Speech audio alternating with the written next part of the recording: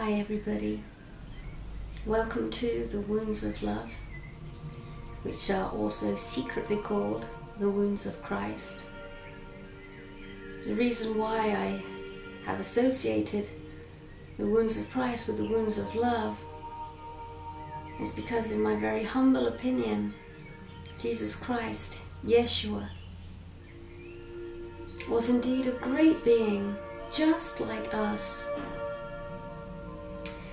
who longed to experience the divine nature of the heart and soul whilst incarnated in the human form. Strangely, I long for the same thing. Hence my feverish desire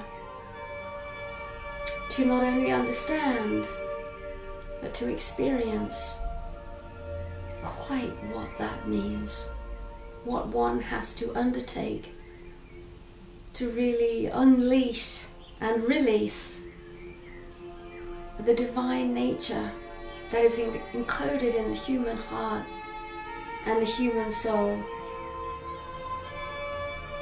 It's also been my experience that one can't do this alone. One has to restore that primary relationship and heal the pathway back to God, back to our divine mother and father, our true parents. The wounds of love, I feel, are stemming from this primary relationship, because many human beings don't necessarily want to look there. It unfolds in our human relationships, especially to the other companions that we start to get really close to. So this course, the nature of this work, the Wounds of Love, are looking at precisely the 5 initiations that Yeshua went through over a period called the Passion, and the same initiations that Magdalene went through over a period of 2,000 years. The first, remembering these are not linear, let me just say the first one, it means nothing. The first one is betrayal. A sense of betrayal. Betraying and being betrayed. And it's threefold in nature: self, other, and God. Betraying our own purity of heart. Betraying the sincerity of heart. Betraying that which we long for the most. Betraying the love that we clearly and sincerely have with another, and betraying the connection we have with our Mother Father. The second wound is denial. Denial of ourselves, denial of other, denial of God. The third wound is judgment. Judgment of self, judgment of other, and judgment of God. The fourth one is separation. Detachment, icy, cold, numb, paralysis, no feeling. Separation from self, other, and God. Finally, the fifth one is abandonment. Abandonment of self, other, and God. When on the path of sacred union, divine marriage, or even the buzzword this day, conscious relationships, I promise you, these 5 are going to show up.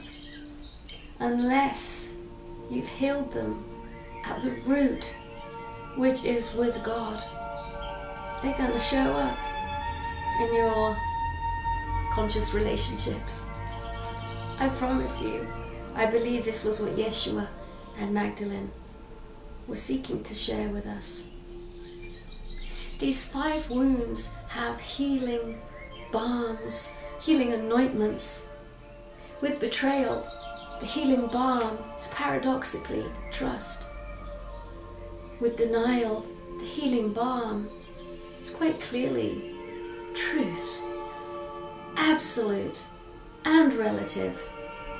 Finally, they're all the same. The healing balm of judgment is forgiveness. The healing balm of separation, that cold, icy state, is humility.